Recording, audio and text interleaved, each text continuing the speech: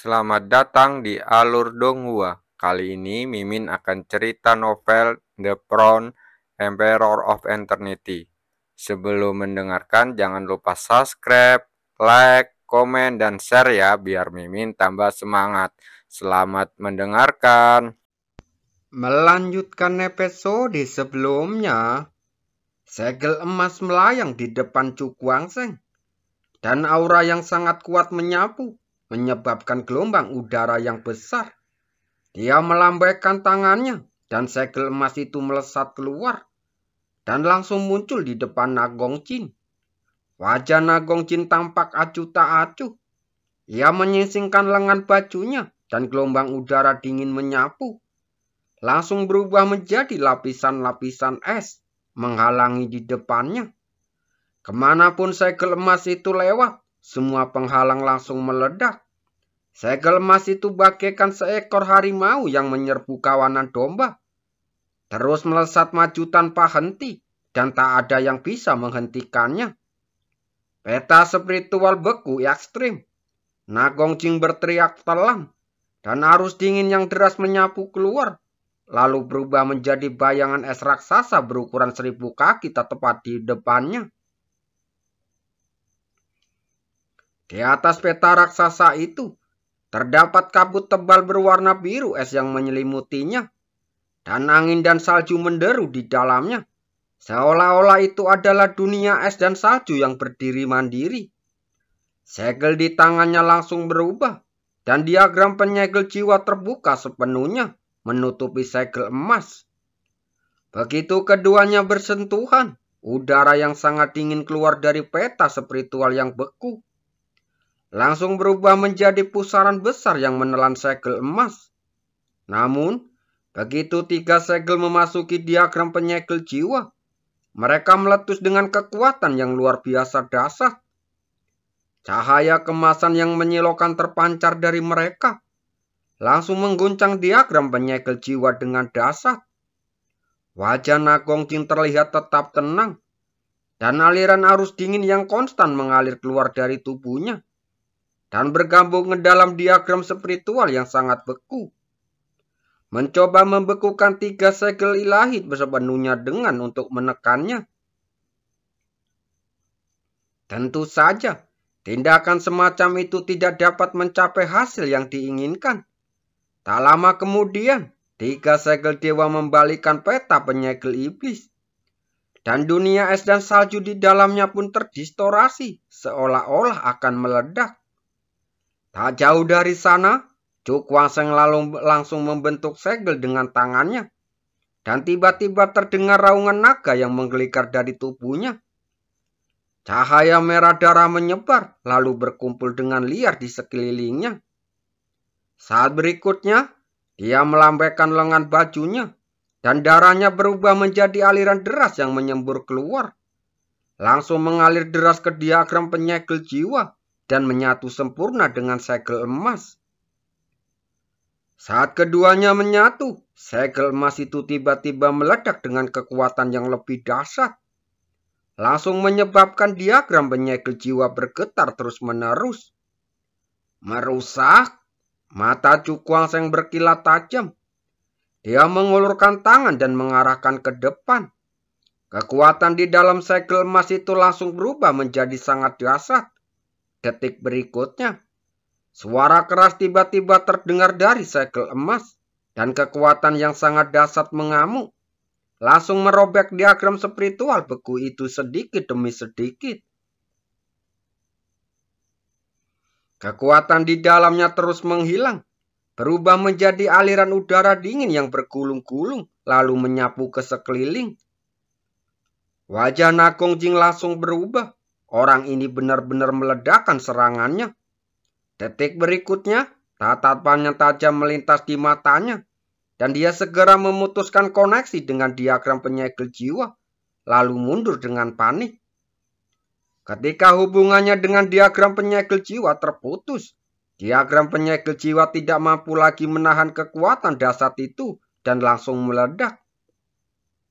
Kekuatan yang melonjak itu berubah menjadi arus deras, menerjang ke sekeliling. Cahaya dingin berkilat di mata Chu Kuangseng. Ia melambaikan lengan bajunya dan cahaya perak memancar dari antara alisnya.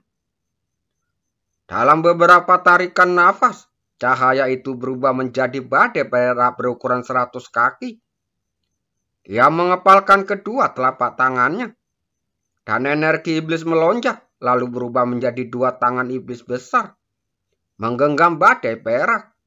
Saat berikutnya, Chu Kuangseng melangkah maju, menahan badai perak itu dengan kedua tangan iblisnya, lalu menghantamkannya ke arah Nagongjing di bawah.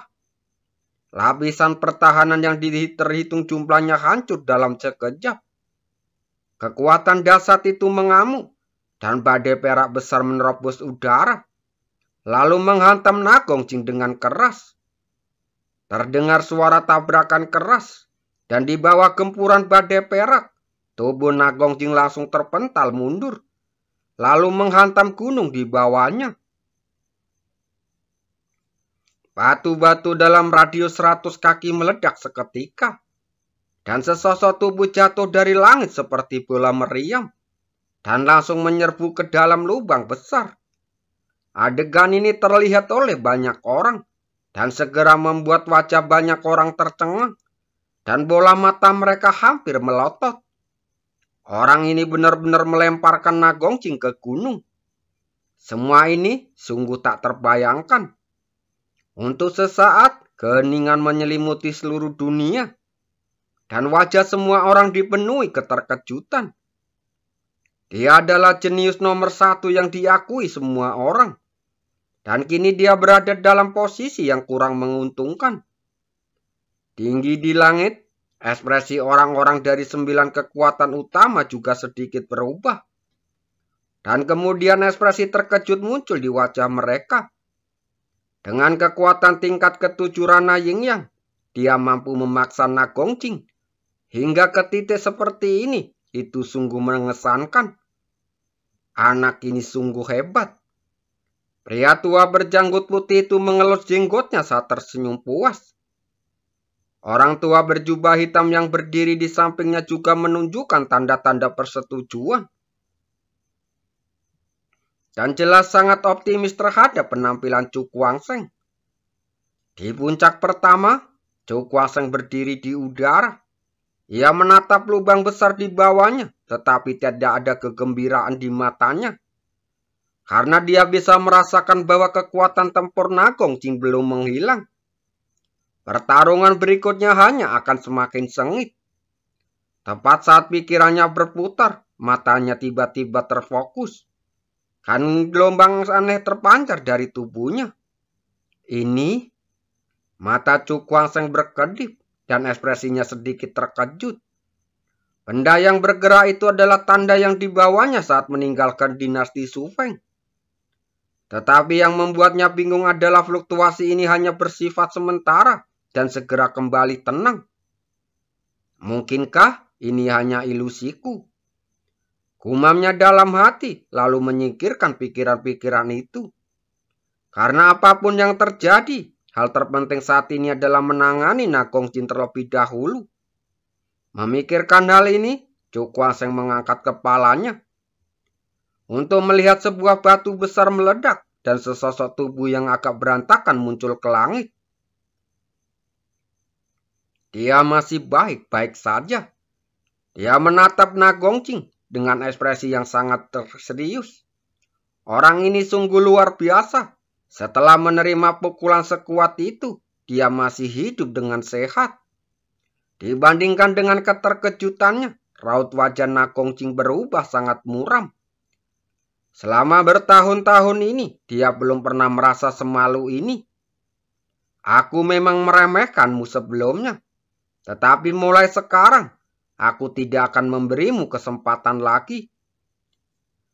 Dia menatap Chu Kuangseng saat berkata perlahan. Saat berikutnya, suara pedang yang menggetarkan bergema di langit.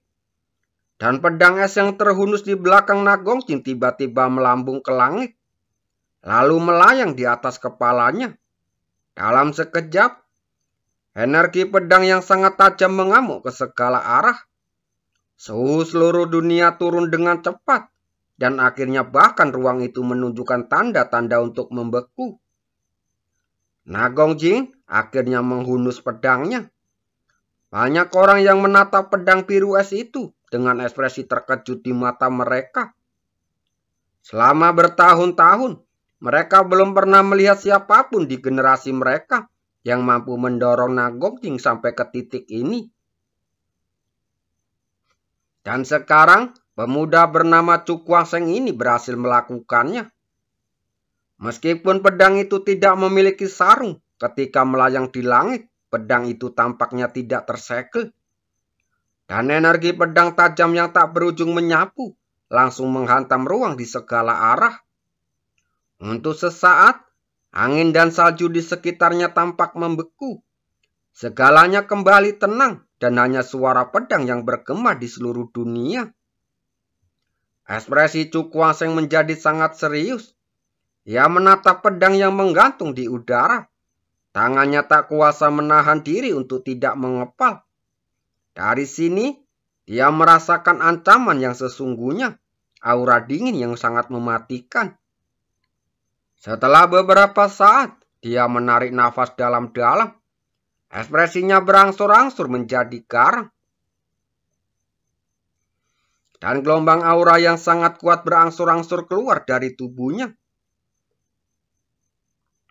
Nagongjin ini memiliki senjata ajaib dan dia juga memilikinya. Chu Kuang-sheng mengepalkan telapak tangannya di udara. Dan kekuatan dahsyat langsung menyapu. Sinar cahaya hitam melesat keluar dari tubuhnya. Dan dengan cepat mengembun di depannya. Samar-samar ada aura yang sangat tajam membumbung ke angkasa. Dan terasa seakan-akan langit pun dapat terkoyak. Tombak membelah langit, tunjukkan padaku. Chu Kuang-sheng menghentakkan kakinya dan raungan rendah bergema di langit. Sesaat kemudian, cahaya hitam itu menghilang dan tombak besi hitam muncul di hadapannya. Tombak besi itu tampak biasa saja, seolah terbuat dari besi hitam biasa.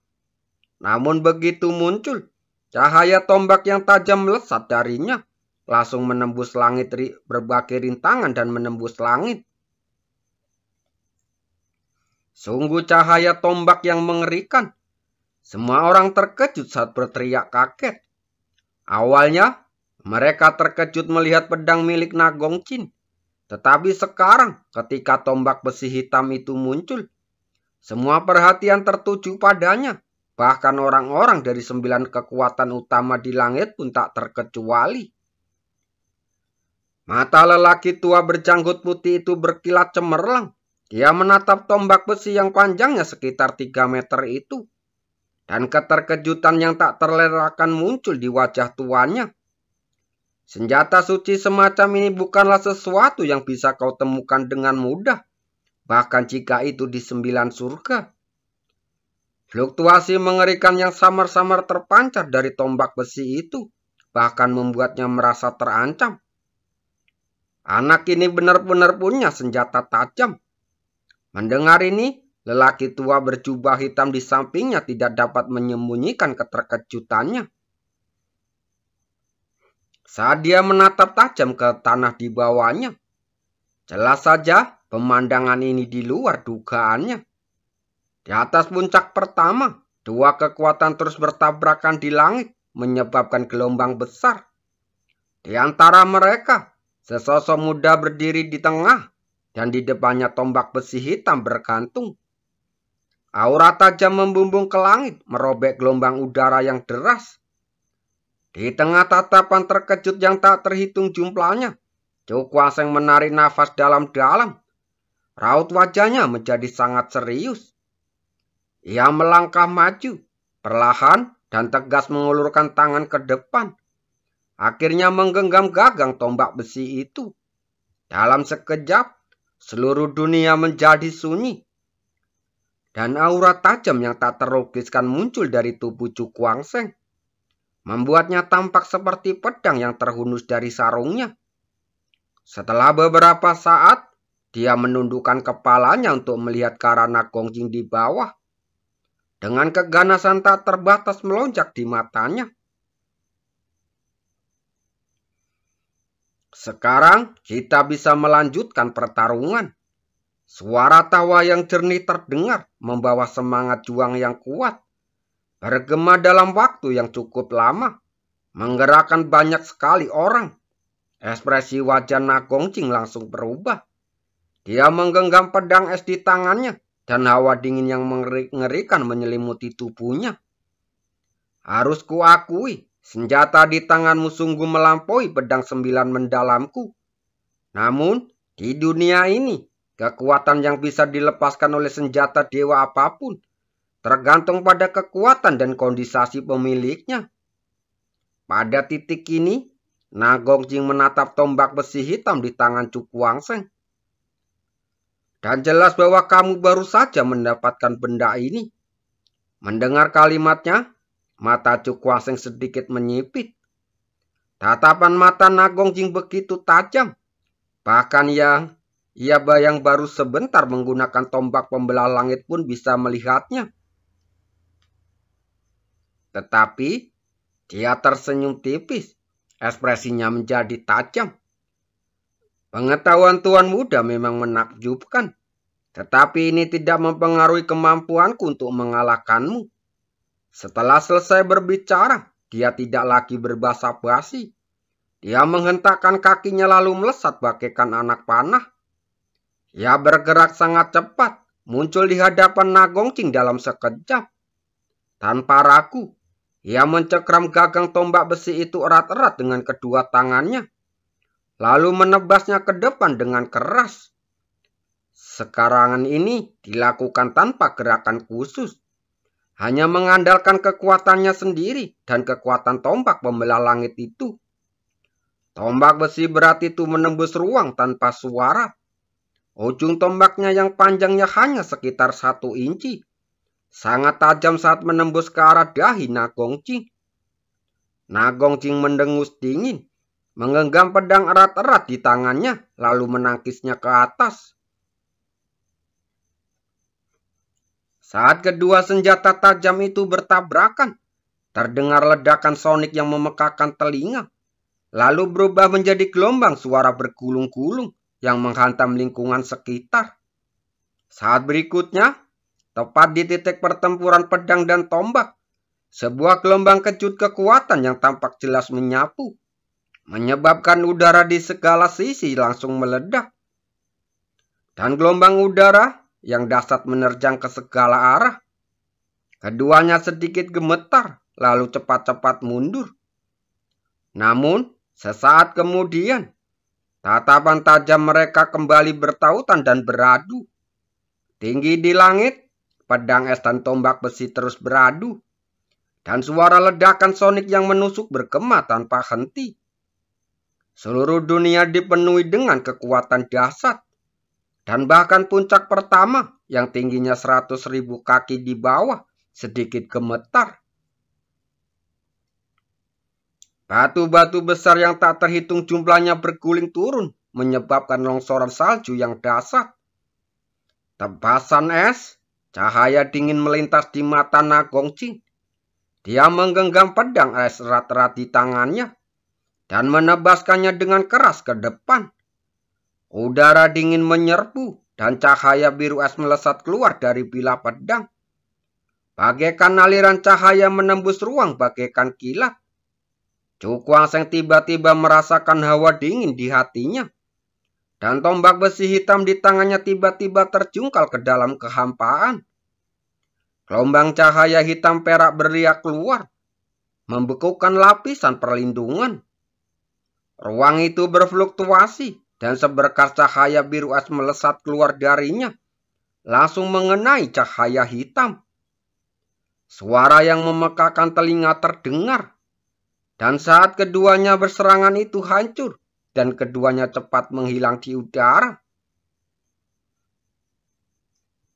Cu Kuangseng mengangkat kepalanya, dan tatapan tajamnya kebetulan bertemu dengan tatapan mata Nagongjing. Untuk sesaat, percikan api tampak berterbangan. Kedua pria itu tidak langsung menyerang. Mereka berdua melepaskan senjatanya di tangan mereka dan membentuk segel dengan tangan mereka secepat kilat. Pedang es dan tombak besi bergetar sedikit pada saat yang sama, dan gelombang aura yang sangat kuat menyebar dari keduanya. Diam-diam menyatu ke ruang di sekitarnya. Melihat semua ini, wajah semua orang berubah serius. Mereka bisa melihat bahwa keduanya telah berjuang sampai akhir. Berikutnya, mungkin pemenangnya akan diputuskan, dan mereka akan menunggu untuk melihatnya. Terima kasih.